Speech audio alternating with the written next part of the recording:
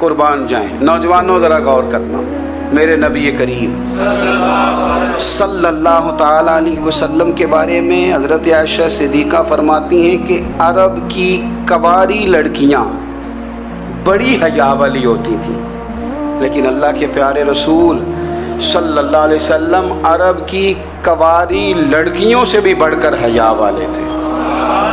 یہ ہمارے بچے مذاق میں ہمیں کئی دفعہ کہتے ہیں شادی کرا دو، شوگل میں کہہ دیتے، ابا کو کہہ دیتے ہیں، ابا کو نہیں منہ پہ آگے کہہ دیتے ہیں، کہتے ہیں یہ بڑا بھائی مصیبت بن گیا، یہ ہٹے گا تمہاری باری آئے گی۔ آپ کچھ ایسی باتیں کر رہے ہیں، کچھ ایسے انداز آپ اختیار کر رہے ہیں جو وزادار لوگ کرتے نہیں۔ شرم و حیا سے وہ چیزیں ٹھل جاتی ہیں، جو باتیں ہمارے بچوں کی زبانوں پر بے باکی کے ساتھ آنے لگی ہیں۔ یہ جو ہمارے لڑکے بن سنور کے نکلتے ہیں، یہ جو میک اپ کا خرچہ لڑکیوں کے برابر لڑکوں کا ہوتا جا رہا ہے، یہ جو لڑکے بھی رات کو چہرے پر کریم لگا کر کے سوتے ہیں، یہ بتا سکتے ہیں کہ مقاصد کیا ہے؟ بتا سکتے ہیں؟ یعنی بچے بھی بغیر شیمپو کے بال نہیں دھوتے، مثلاً کیا کرنا ہے آپ نے اس کا؟ بڑی بڑی قیمتی چیزیں جو ہیں وہ آپ نے رکھی ہوئی ہیں، مقصد کیا ہے؟ یہ جو ہمارے بچے بن سنور کے نکل رہے ہیں تو کیا دعوت دے رہے ہیں سوسائٹی کو؟ شارٹ نکڑے پہن کے جو نکلے ہوئے ہیں، اوریاں لباس پہن کے نکلے ہوئے ہیں۔ اقبال نے کہا تھا دیار مشرق حوث میں غلطاں، شباب اوریاں شراب عیسیاں، جسے بھی دیکھو غری کے عیسیاں، ہم ایسی تہذیب کیا کریں گے؟ شباب اوریاں، تم نے اپنی جوانی ننگی کر ڈالی ہے ساری، معاذ اللہ۔ کن مقاصد کے لیے؟ میں وہ اعداد و شمار بتا نہیں سکتا۔ ہمارے ہاں گند سستا ہو گیا ہے، لوگوں نے گناہ تک پہنچنا آسان بنا دیا ہے۔ آپ دیکھ لیں گندگی دروازے پہ اور گند موبائل میں، کیسے بچائیں ان بچوں کو؟ کیا کریں؟ کلیجے پھٹتے، کبھی باتیں سوچتے ہیں تو سوچتے ہیں آنے والی نسل کو کہاں لے جائیں، کہاں چھپائیں، کیا ایسا کریں کہ یہ بچ جائیں۔ خدا را قربان جائیں حضرت عثمان غنی پر۔ مصنف ابن ابی شیبہ میں صحابہ فرماتے ہیں حضرت عثمان غنی نا بڑے مالدار تھے۔ مال آتا ہے تو لوگ عیاش نہیں ہو جاتے، مال آتا ہے تو لوگوں کی خواہشات بہت بڑھ نہیں جاتی۔ بڑے مالدار تھے، مالدار بھی تھے اور سونے بھی بڑے تھے۔ حضرت اسامہ بن زید کہتے ہیں میں نے زندگی میں اتنا سونا بندہ نہیں دیکھا جتنے حضرت عثمان غنی خوبصورت تھے، پیسہ بھی حسن بھی۔ لیکن فرماتے ہیں کہ حضرت عثمان غنی سب سے بڑھ کر اپنی شرمگاہ کی حفاظت کرنے والے، اور سب سے بڑھ کر صلہ رحمی کرنے والے، رشتہ داروں سے اچھا سلوک کرنے والے، حیا والے، شرم والے، پاکیزگی والے۔ آپ کا ذہن ہے، آپ صبح اٹھتے ہی ذہن بنا لیں کہ میں نے آج اتنا سبق پڑھنا ہے، آج اتنی تفسیر دیکھنی ہے، اتنی عبادت کرنی ہے، فلانی نعت میں نے دیکھنی ہے، فلاں خیر کا کام کرنا ہے، فلاں آدمی کے ساتھ نیکی کرنی ہے۔ صبح ذہن بنا لیں، آپ کا ذہن وہی کام کرنے لگے گا۔ لیکن اگر صبح اٹھتے ہی ذہن میں گندگی ہے، رات کو سوتے ہی معاذ اللہ ذہن میں وسوسے ہیں، تو پھر سارا دن وہی چکی چلے گی، وہی انداز رہے گا۔ تھوڑا سا آپ کو اس کی نگرانی کرنی ہے، تھوڑا سا۔ فحاشی، عریانی یہ تیزی سے پھیل رہی ہے، تیزی سے گندگی لوگ کشید کر کے لاتے ہیں۔ اور حیا کا مطلب صرف اتنا ہی نہیں ہے آپ زنا اور بدکاری سے بچیں، آپ اپنی زبان کو بھی حیا والا بنائیں۔ کوئی کچا کمزور جملہ، گندی بات، گالی کبھی بھی زبان پہ نہ آئے، آپ کا انداز حیا والا ہو، بے باک ہو جانا، بے باک بولنا۔ میں باریکی سے اس بات کو سمجھتا ہوں، اور میں آپ کو بہت ساری بزرگوں کے ارشادات کا نچوڑ عرض کرنے لگا ہوں۔ آپ اپنا ذہن صاف کر لیں، آپ کے بہت سارے کام ویسے ہی صحیح ہو جائیں گے، چونکہ ہمارے دین کے اندر زیادہ اجر نیتوں اور ارادوں پہ ملتا ہے۔ آپ کے جو اندر کی پاکیزگی ہے وہ بہت سارا فضل لاتی ہے اللہ کا، اور اگر دل ہی نہ پاک ہو، ذہن ہی نہ پاک ہو، تو وہ خیر کی چیزیں کس طرح کر کے داخل ہوں گی؟ نوجوان میری بات پر توجہ کریں۔ فرمایا وہ لوگ جو اپنی شرمگاہ کی والذین ہم لفروجہم حافظون، وہ لوگ جو اپنی شرمگاہ کی حفاظت کرتے ہیں۔ حضور غوث پاک رضی اللہ تعالیٰ عنہ فرمایا کرتے تھے، دو چیزیں انسان اپنی سنبھال لینا، ایک پیٹ اور ایک شرمگاہ، تو فرماتے تھے ولایت اس کے بڑی قریب آ جاتی۔ ہم نہ ان لذات میں الجھ جاتے ہیں۔ سیانے سیانے بندے، روٹی کمر سیدھی کرنے کے لیے کھانی چاہیے، زبان کے ذائقے کے لیے نہیں کھانی چاہیے۔ یہ زبان کا ذائقہ لگ جائے یہ کہیں کا نہیں چھوڑتا انسان۔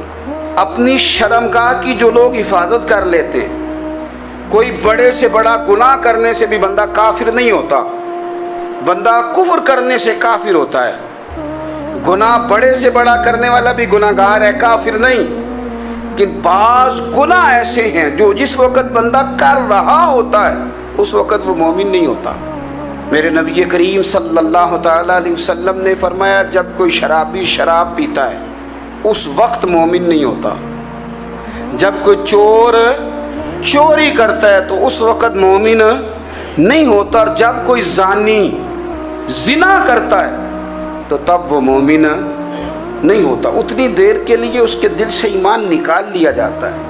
کفل کا ایک واقعہ ترمذی میں ملتا ہے۔ ایک شخص کفل نام کا تھا بنی اسرائیل میں، ایک عورت مجبور تھی، اس کے بچے بھوکے تھے، تو کفل نے اسے مائل کر لیا کہ تو میرے ساتھ گناہ کرے گی تو پھر میں تیرے بچوں کی روٹی تجھے دوں گا۔ تو وہ عورت پہلے تو بیچاری نہ مانی، لیکن بچوں کی بھوک دیکھ کے مجبور ہو گئی۔ جب کفل کے قریب گئی نا وہ عورت، اس نے دروازے سارے بند کر لیے۔ ترمذی شریف میں اس کا واقعہ موجود ہے۔ چاروں جانب سے بند ہو گیا سارا کچھ، لیکن جب وہ کفل کہتا ہے میں اس بی بی کے پاس جانے لگا تو عورت کا وجود کانپتا تھا۔ جس بندے کو گناہ کی طرف جاتے اس کی طبیعت میں ہیجان پیدا ہو تو معنی یہ ہے کہ ابھی ذہن پورا غلیظ نہیں ہوا، ابھی طبیعت پوری گندی نہیں ہوئی، ابھی ایمان کی بہت ساری قسمیں موجود ہیں، عورت کا وجود کانپتا ہے۔ تو کفل کہتے ہیں کہ میں نے اسے کہا کہ سارے دروازے بند ہیں، ڈرتی کیوں ہے؟ تو کہنے لگی ڈرتی اس لیے ہوں کہ سارے دروازے بند نہیں ہوتے، ایک دروازہ کھلا ہے اور وہ دروازہ رب قدیر کا دروازہ ہے، اسے کیسے بند کیا جا سکتا؟ تو کہتے ہیں جب اس نے یہ لفظ کہے تو مجھ پر بھی بات کا اثر ہوا، مجھ پر۔ تب میں نے کہا کہ اگر تو عورت ہو کے رب سے اتنا ڈرتی ہے تو مجھے تو اس نے مرد بنایا ہے، تو مرد تو ہوتا ہی وہ ہے جو اپنے آپ پر کنٹرول کر سکے۔ تو اب نہ معاملہ آگے جائے گا، اب یہاں بات رکے گی نہیں، جا میں تجھے آزاد کرتا ہوں۔ عورت گئی، اس نے توبہ کی کفل نے، اور رات رو کے کہنے لگا مالک آج میں نے توبہ کی ہے تو میرے اوپر مہربانی کرنا، میری توبہ ٹوٹنے نہ پائے۔ رات اس نے توبہ کی، رات ہی انتقال ہو گیا۔ لوگوں کو پتا تھا بڑا بے حیا ہے، بد کردار ہے، گناہ گار ہے، شاید لوگ اس کا چہرہ دیکھنے بھی نہ جاتے، پر مالک کریم ہے نا۔ حضور فرماتے ہیں سویرے اس کے دروازے پہ لکھ دیا اللہ نے، لوگوں رب نے کفل کے سارے گناہ معاف کر دیے ہیں، اس کے دروازے پہ لکھ دیا گیا۔ جب آپ اپنی حفاظت کرنا چاہتے ہیں تو اللہ پھر اسباب بھی پیدا کر دیتا ہے۔ اپنی شرمگاہ کی، اپنی نظر کی آپ خوب حفاظت کریں۔ اور میں آپ کو ایک بات عرض کروں، ایک بندے کے باحیا ہو جانے سے نا، ایک بندے کے ٹھیک ہو جانے سے اس کے دائیں بائیں بے شمار لوگ ٹھیک ہو جاتے ہیں۔ نہ چاہتے ہوئے بھی آپ کی نیکی کا اثر آپ کے دوستوں پہ پڑتا ہے، نہ چاہتے ہوئے۔ اور ایک بندے کے بگڑ جانے سے اس کے دائیں بائیں بہت سارے لوگ بگڑ جاتے ہیں، بہت سارے لوگ بگڑ جاتے ہیں۔ آپ اگر اپنے لب و لہجے پر یہ پابندی لگا سکیں اور اپنے آپ کو اگر آپ سنبھال سکیں تو پھر یاد رکھیے گا بڑی ساری چیزیں بہتر ہو جائیں گی۔ اپنی شرمگاہ کی حفاظت کرنے والے الا علی ازواجہم، مگر یہ کہ اپنی بیویوں پر، او ما ملکت ایمانہم، یا اپنی شرعی باندیوں پر۔ اس زمانے میں جو لونڈی خریدی جاتی تھی اس سے بھی وطی کرنا جائز تھا، اگرچہ اب لونڈیاں موجود نہیں ہیں تو یہ فعل بھی موجود نہیں، سوائے اپنی بیویوں پر یا شرعی باندیوں پر۔ फ़इन्नहुम गैरु मलूमीन, फरमाया जो ये काम करे उस पर कोई मलामत नहीं है। अपनी बीवी के पास शरई तरीके से जाए या बांदी के पास जाए। फमन इब्तगा वरा ज़ालिका, और जो आदमी इसके बाद इस हद से बढ़े, इसके सिवा कुछ और करे जो बंदा, फरमाया फ़उलाइका हुमुल आदून, ये लोग हद से बढ़ने वाले हैं। जो लौंडियों और बांदियों के अलावा, अपनी बीवियों के अलावा किसी और जगह गंदगी करें, ये हद से बढ़ने वाले, हदों को क्रॉस करने वाले लोग हैं। फिर इरशाद फरमाया वल्लज़ीना हुम ली अमानातिहिम व अहदिहिम राऊन, और वो जो अपनी अमानतों और अपने वादों की रियायत करते हैं, अमानतें अदा करते हैं, वादे पूरे करते हैं। और वो लोग जो अपनी नमाजों की हिफाजत करने वाले हैं, जिनमें ये खूबियाँ आ गई। मेरा रब फरमाता है नमाज में खुशू वुज़ू हासिल हो गया, फजूलियात से बच गए, ज़कात अदा करने वाले बन गए, शर्मगाह की हिफाजत करने वाले बन गए, अमानतें अहद पूरे करने वाले बन गए, अपनी नमाजों के मुहाफिज हो गए। अल्लाहु अकबर, कुर्बान जाएं। मालिक फरमाते हैं उलाइका हुमुल वारिसून, यही लोग तो वारिस हैं। या अल्लाह किस चीज़ के? फरमाया अल्लज़ीना यरिसूनल फिरदौस, ये लोग जन्नत के वारिस हैं। ये जन्नत के वारिस हैं ये लोग। हुम फीहा खालिदून, और फिरदौस से, जन्नत से निकाले नहीं जाएंगे, हमेशा ही जन्नत में रहेंगे। ये आयात अल्लाह का मुतालबा भी है।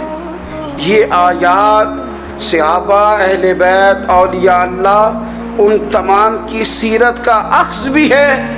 और सबसे बढ़कर सैयदा आयशा सिद्दीक़ा फरमाती हैं यही तो आयात हैं जिन्हें अच्छी तरह समझ लोगे तो तुम्हें मदीने वाले के अखलाक भी समझ में आ जाएगा, हुजूर के अखलाक भी तुम्हें समझ में आए।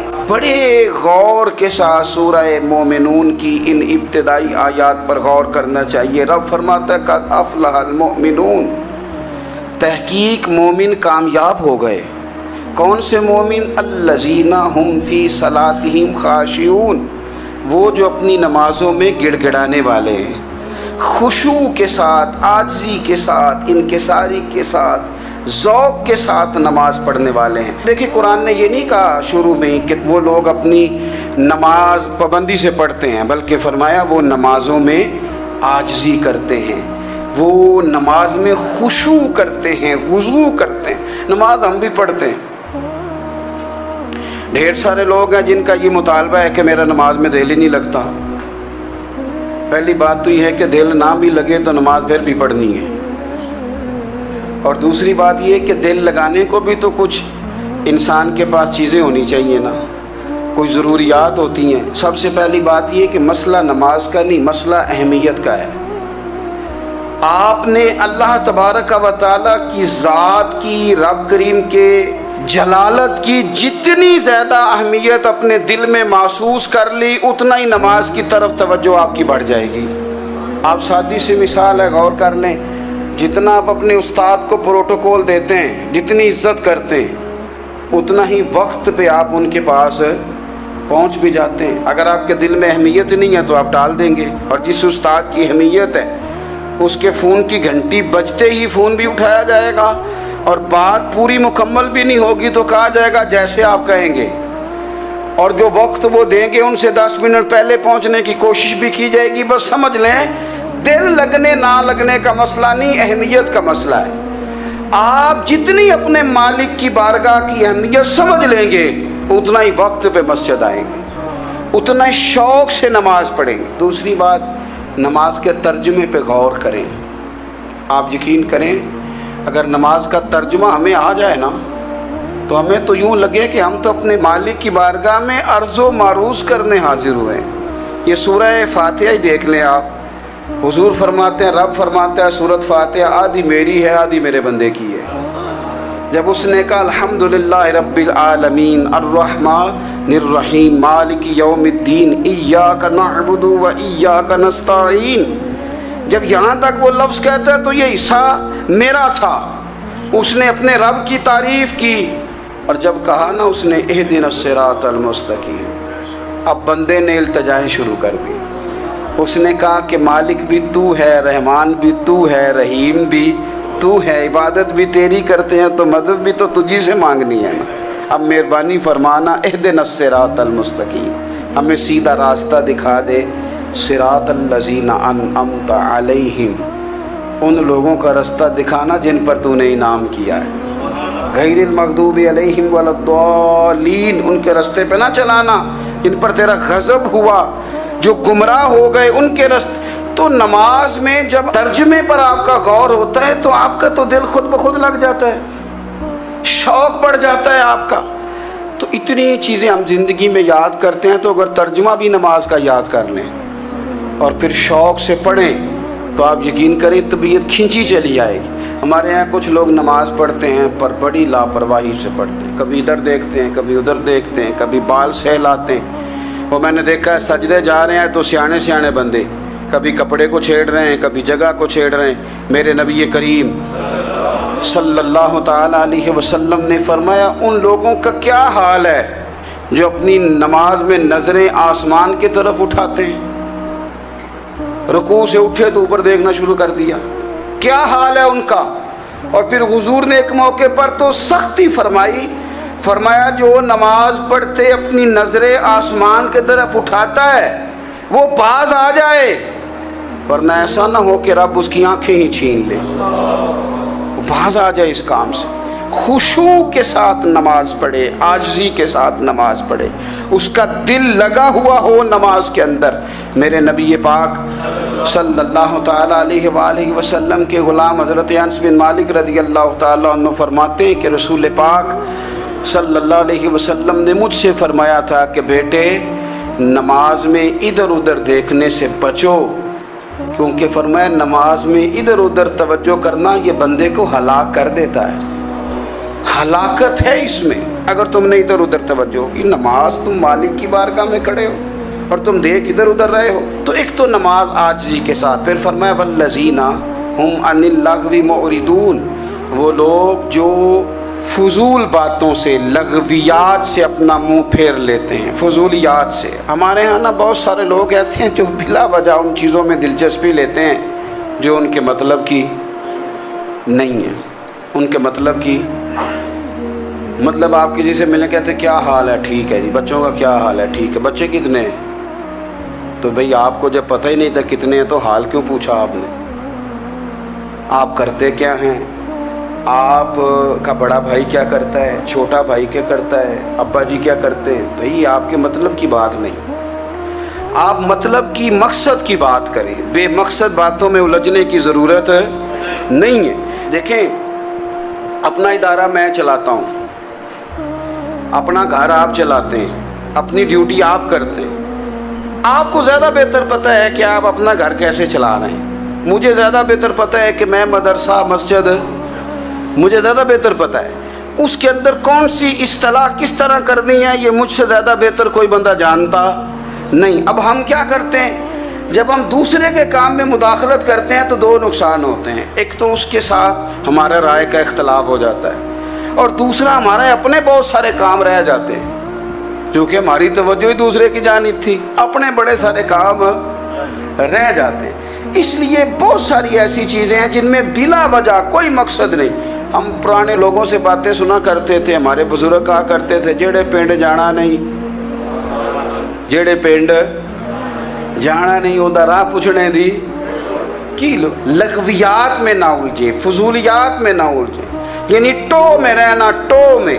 آپ یقین کریں میں نے پرسنلی طور پہ اس چیز کو محسوس کیا ہے کہ ہمارے بہت سارے اہم حقوق صرف اس لیے مس ہوتے ہیں کہ ہماری اپنے سے زیادہ توجہ سامنے والے پہ ہوتی. سامنے والے میں نے دیکھا بڑے بڑے عجیب سوال اور بڑے بڑے انوکھے سوال, مطلب یہ کہ اتنی لمبی چوڑی, اور لوگوں کو بڑا پتہ ہوتا ہے یہ فلاں آدمی جو ہے اس کے بچے کتنے ہیں, وہ بیاہ کہاں پہ ہیں, کس کس علاقے میں ان کی شادیاں ہوئی ہیں. اتنی تفصیلات کی ہمیں ضرورت نہیں ہے. ہم سے تو ہمارے بارے میں پوچھا جائے گا تو ہمیں اپنا معاملہ بڑا صاف ستھرا. دیکھیں کیا سونی بات کی مدینے والے رسول نے, قربان جائیں حضور کے جملوں پر. ایک شخص نے پوچھا حضور سونا اسلام کون سا ہے، خوبصورت مسلمان کون ہے؟ تو نبی پاک صلی اللہ علیہ وسلم نے فرمایا وہ خوبصورت مسلمان ہے جو بات اس کے مقصد کی نہیں، بے معنی ہے وہ بات وہ چھوڑ دے، بے مقصد باتوں سے الجھنا جو بندہ چھوڑ دے وہ مسلمان بڑا سونا مسلمان ہے۔ ہم کمزور اس لیے ہوتے ہیں کہ ہماری توجہ زیادہ دوسروں کی باتوں پر پڑتی ہے۔ کچھ چیزیں ایسی ہوتی ہیں جو ہم نہ فراخ دلی سے بانٹتے ہیں، اور کچھ چیزیں ایسی ہوتی ہیں جو مجبور ہو کر ہم دیتے ہیں۔ کئی دفعہ ایسا ہوتا ہے کہ سامنے والا کچھ زیادہ تکلیف میں ہوتا ہے اور ہمارے پاس بھی وسعت نہیں ہوتی، لیکن زیادہ اجر اسی بندے کو ملتا ہے جو تھوڑی تکلیف برداشت کرے اور سامنے والے کی تکلیف کو دور کرے۔ مدینہ منورہ میں نا قحط پڑ گیا تھا، غلہ نہیں ملتا تھا، تو قحط کے زمانے میں لوگ نا پھر چیزوں کو مہنگا کر کے بیچتے ہیں۔ ہمارے ہاں ایک طرف چینی کی لائنیں لگی ہوتی ہیں اور دوسری دفعہ چھاپا پڑتا ہے، پورے کے پورے گودام بھرے ہوئے نکل آتے ہیں، لوگ مصنوعی قلت پیدا کر دیتے ہیں۔ حضرت عمر فاروق رضی اللہ تعالیٰ عنہ کے زمانہ نور میں قحط پڑ گیا تھا، گندم کا دانہ اس طرح ہو گیا تھا جس طرح سونا ہے۔ سیدنا عثمان غنی رضی اللہ تعالیٰ عنہ کے نا بہت سارے اونٹ غلے کے بھرے ہوئے مصر سے آئے، اور لگتا یوں ہے کہ وہ شخص آپ ہی کو غلہ دیتا تھا، کسی اور کو دیتا بھی نہیں تھا، جو اونٹ بھر کے اس نے لیے۔ تو مدینہ منورہ کے اندر جب وہ مال پہنچا نا، آپ کو بتانا یہ چاہ رہا ہوں کہ ساری تجارت بندوں سے نہیں کرنی چاہیے، کچھ اللہ سے بھی کرنی چاہیے۔ رب سے جو بندہ تجارت کرتا ہے وہ بڑا کامیاب ہوتا ہے۔ وہ غلے سے بھرے ہوئے اونٹ آپ کے پہنچ گئے تو تاجر آئے، انہوں نے آگے کہا عثمان ہم کھول کے نہیں دیکھتے کہ اندر مٹی ہے کہ سونا ہے، اور یہ بھی نہیں پوچھتے آپ نے کتنے کا خریدا ہے، آپ کی زبان پر اعتبار ہے، آپ نے جتنے کا مال لیا ہے نا ہم ڈبل دیتے ہیں، آپ ہمیں دے دیں۔ آپ فرمانے لگے نہیں مجھے زیادہ نفع ملتا ہے۔ انہوں نے کہا 2 گنا، فرمایا نہیں زیادہ ملتا ہے، کہا 3 گنا، فرمایا زیادہ ملتا ہے۔ وہ کہنے لگے اس سے زیادہ تو کوئی تاجر ہے ہی نہیں جو زیادہ دے۔ فرمایا بس مجھے ملتا ہے نا۔ کہا کتنا ملتا ہے؟ فرمانے لگے لگتا ہے کہ اگر وہ تاجر زیادہ کرم نوازی کرے تو 700 گنا تو دے گا ہی، اور باقی کریم ہے۔ انہوں نے کہا جی نہیں اتنا نہیں ہم دے سکتے، پھر آپ بیچ لیں۔ یہ بات ہی سمجھ میں نہیں آتی۔ لوگ چلے گئے تو حضرت عثمان غنی مال اٹھا کے مسجد کے دروازے پہ لے گئے، جا کے کہنے لگے اے عمر اعلان کر دیں جس غریب کو گندم کی ضرورت ہے، آسانی کے دور میں نہیں دقت کے دور میں، جب لوگوں کو مل نہیں رہی چیز، جس کو ضرورت ہے وہ آئے اور آ کے لے جائے۔ جب جناب عثمان غنی کے اس غلے کا اعلان ہوا تو تاجروں کو اب مسئلہ سمجھ میں آیا کہ یہ 700 گنا کو بندہ نہیں دے رہا، یہ رب کریم عطا فرما رہا ہے۔ میرے عزیز کچھ سودے رب کے ساتھ بھی کریں۔ اگر کوئی بڑا ضرورت مند دروازے پہ آ جائے نا تو پھر اپنا نفع نقصان نہیں سوچنا، پھر تو رب کے ساتھ تجارت کرنی ہے۔ ضرورت مند کی ضرورت کا لحاظ کرنا یہ نہ مسلمانوں کے ایک دوسرے کے قریب کرے گا۔ ہم کون ہوتے ہیں کسی کی حاجت پوری کرنے والے، ضرورت پوری کرنے والے؟ کرنے والا تو اللہ ہے۔ تو اگر رب ہمیں کبھی وسیلہ بنائے، ذریعہ بنائے، تو پھر ہمیں ذرا نا خوش دلی سے بننا چاہیے، ذوق اور شوق سے بڑھنا چاہیے، پھر ہمیں کمزور نہیں پڑنا چاہیے۔